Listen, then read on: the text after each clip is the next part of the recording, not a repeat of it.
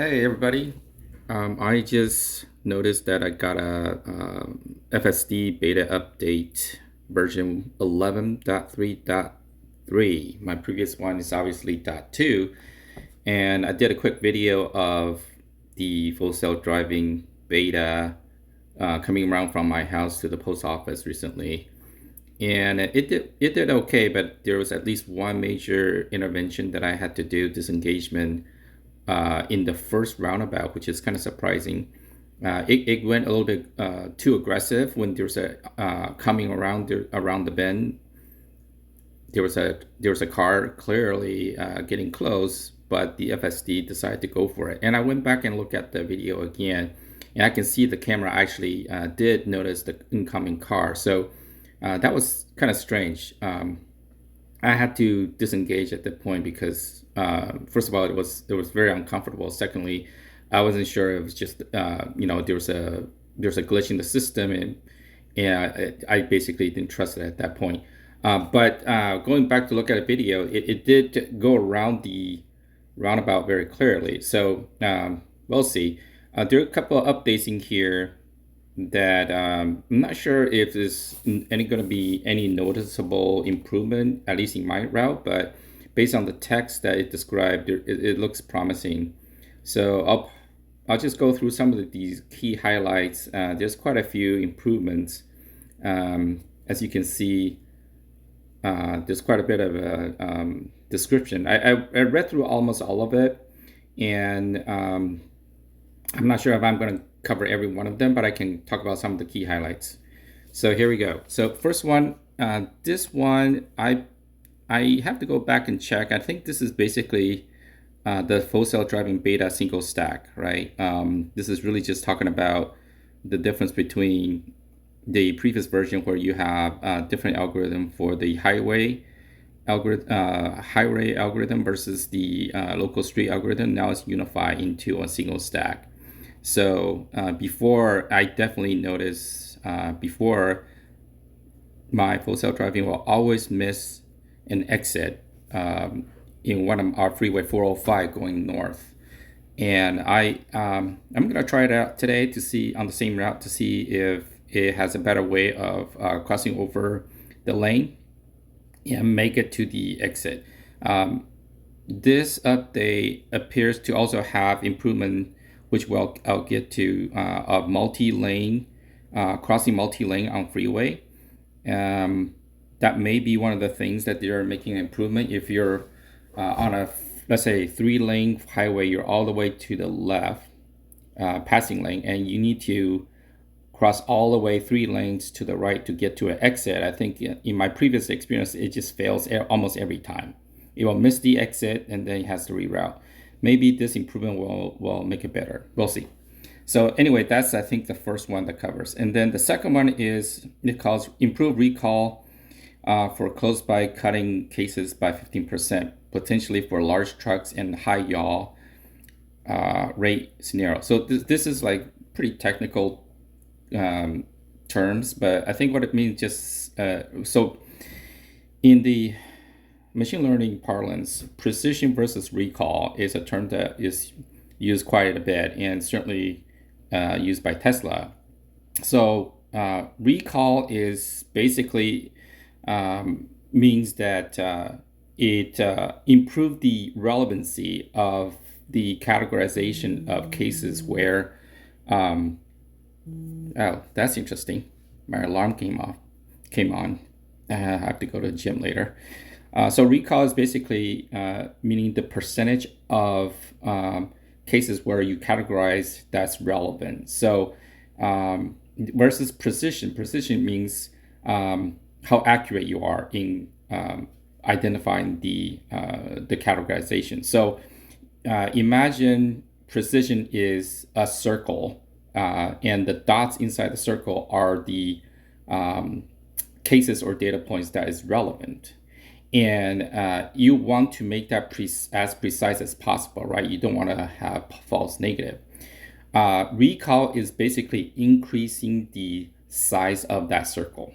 So what that means in terms of customer experience is that you can be extremely precise, meaning when it detects the case, it's always correct, but it may still miss 80% of the time, right? So I think what this really means is that it improves the number of times it correctly identify a close by cut-in, right?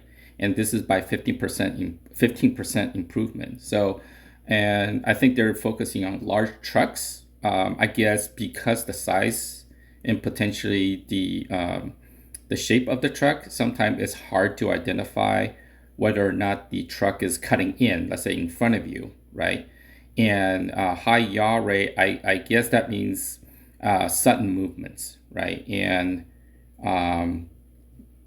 below this, the second sentence, just the the data point collection, how they train the model. Anyways, that's interesting. I think that's definitely relevant to your safety. The third one says improve the position of the ego in wide lanes by biasing in the direction of the upcoming turn. So ego, I believe it is just a technical term for your car, right? Ego, yourself. So I think this what it says is that if you're in a wide lane, let's say a local street, right? And I've seen this in around my house too. Is sometimes the lane marking is very vague or it doesn't even exist. My car in the previous version will basically will be biased toward the center of the lane. And I did notice that version 11, it was a little bit actually noticeable better that it can identify the middle lane, even though I cannot visibly see any markings at all. And this thing, I think, is just further saying it will position your car biased to the right, especially if you're about to make a right-hand turn. And what this really means is that you have less chance of blocking the people behind you, right? So, and I think there's one place around my house that I can definitely test is basically exiting our community into one of the side street. And I always notice that when it's making a right turn, the older version will stay in the middle of the lane. Whereas if you're human, you will, as a common courtesy, you will move your car to the right, so the car behind you can make a left turn. So I think that's the easy thing for me to test out later. The next one is improve handling during the scenario with high curvature or large trucks by offsetting in lanes to maintain safe distance. So this is, again, related to large trucks objects, and especially around a high curvature, meaning you're just making a turn. So I think it's saying that it's more intelligent in offsetting, basically is providing more safe distance between your car and the in a large truck. Let's see, in the other vehicle to the road and increase comfort. So I think this is probably just an incremental improvement. I personally have not noticed this as a major issue, but we'll see. Next one, improve behavior for path blockage lane changes in dense traffic. So this one I actually really want to test this out. And it says that basically I think the scenario is that, at least my experience is that if you're in a two-lane street, let's say the right lane is closed and there's stop sign or a worker, right, telling to go to the left lane, the previous version may get stuck because it get too close to the end of the row, and now it doesn't have space to make, course correct itself to go to the left lane. So looks like they make changes so that it provide itself more space to course correct so you can make the lane change.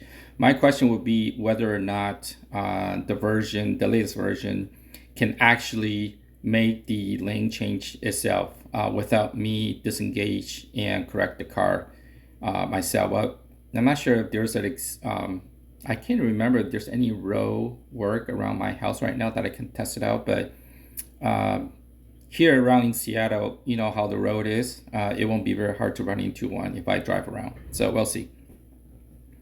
Next one, make turns smoother by improving the detection consistency between lanes.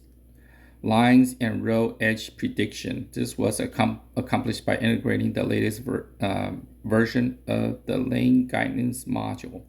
So this one's interesting. I did notice that in my previous version, again, especially around the local street, it sometimes get confused about where the edge of the road is. Around my house, there's one particular segment of the side street. There's a piece of asphalt pavement that essentially is a private property, but because there's no land, line marking, my Tesla, which is a 2019 version long range Model 3, they tend to drive into that area. And then it has to come back into the main road when it gets close to the intersection. So I'm not sure if this will actually make it better. We'll see. It'll be great to make my car less look like a teenage driver. So next one, improve accuracy for detecting other vehicles moving. Semantics, improve precision by 23%. Blah blah blah. Transition to driving, reduce error rate, autopilot correctly. These were okay. Anyway, so this one I think is just making improvement in predicting what other cars' intentions are. So that way, you will get less herky-jerky, inconsistency behavior that makes the occupants uncomfortable. Next one, extend the maximum trajectory optimization horizon, resulting in smoother control for high curvature roads and far away vehicles. So I did notice that even in the 11.3.2, on the visualization map, when I'm making a turn, I can see the visualization goes further out, much further out than before the version 11. And I think what this means that because the vision horizon means how far it can see is increased, and it can identify cars either coming on the opposite. Let's say you're on a two lane road. You can see the oncoming traffic much sooner, and the full self driving algorithm will less likely to brake for no reason, less chance of getting surprised, I should say. So it all results in smoother experience for the driver.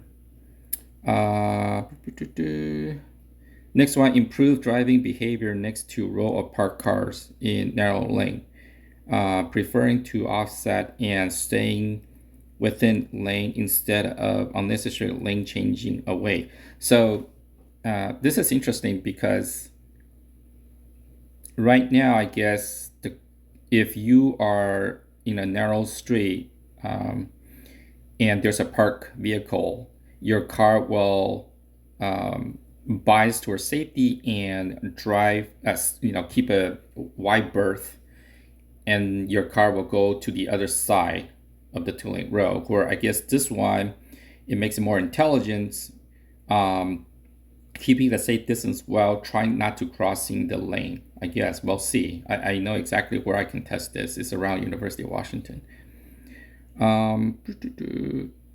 Next one, improve back-to-back lane changes, maneuver through better fusion, blah, blah, blah.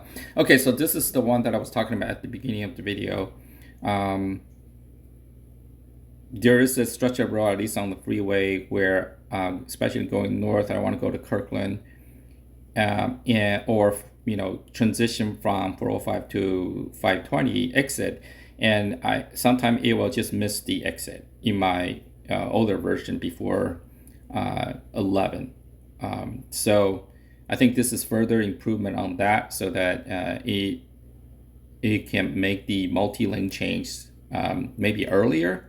We'll see. This one I'm a little bit scared of testing because it's you literally have to be on the freeway speed, and you have to go to the left lane and try to get out to exit. If this thing screws up, you might get into an accident. So we'll see about that.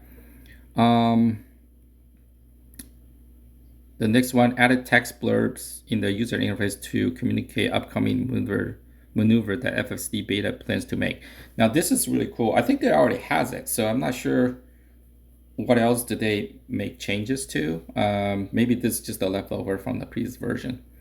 Improve recall and precision of object detection, notably reducing the position error of semi-trucks by 10%. It is interesting, this update talking about a lot of semi-truck large objects. So in the earlier segment of this video, I talked about a little bit of precision recall. So here it definitely talk about both recall and precision. So this is exactly what you want to see. It means that it's improving the accuracy of detection as well as the number of cases that's relevant. So you definitely want to have this, right? Because large objects means danger for your small car. So any area improvement in this part of the algorithm is welcome. So let's say for this, says increase the recall precision of crossing vehicle over 100 meters away by 3% and 7% respectively, and increasing the recall of motorbikes by 5%. So this is really cool. They're just making incremental improvement. 3%, 7%, 5% may not seem much, but it could mean the difference between getting into an accident or not getting into accidents. So this is really welcome. And around Seattle area, downtown especially, they have motorcycles as well as bicycle lane. And it's really challenging because the bicycle lane sometimes is very close to, let's say, a parking garage, and you're trying to get out, and you have to watch out not only the oncoming traffic to your left or right, but also the oncoming bicycle lane traffic. And they come down fast, these bicycle riders, right? And they often feel like they own the road, and if you're not careful, you might get T-bowed by them and cause a bunch of mayhem. So we'll see. Last 2.1, the last 2.1, reduce false offsetting around object in white lanes and nearby intersection by improving object kinematics modeling, low speed scenarios. I guess this is another improvement in the street in white lanes and especially around intersections. I hope they can improve it so there's less cases where your car basically come to a almost like a stop in the middle of the intersection for some reason. I noticed this a couple of times when I don't see any oncoming traffic, but somehow the FSD detected something, so it actually slows down when you're making a wide left turn for unknown reasons. So maybe this improvement can reduce those cases, which is really welcome. And those cases are high on the list of making you as a driver and occupant uncomfortable, right? So we'll see. Last but not least, adjust the position of automatically blind spot camera when FSD beta is active to prioritize the autopilot visualization. And you can drag the camera to save custom positions. So I guess this is more of a number one, it allow you to adjust the blind spot camera, which I actually have it turned on in my Model 3. So if you turn the signal on, this one little picture-in-picture window shows the side camera view, so you don't have to turn your head. It's really helpful. I guess you can now drag and drop it to different locations, so that's welcome. And that's it. This is the update of 11.3.3. I'll do a on the road test soon, and I'll post a video when it's ready. All right, have a nice weekend. Talk to you later.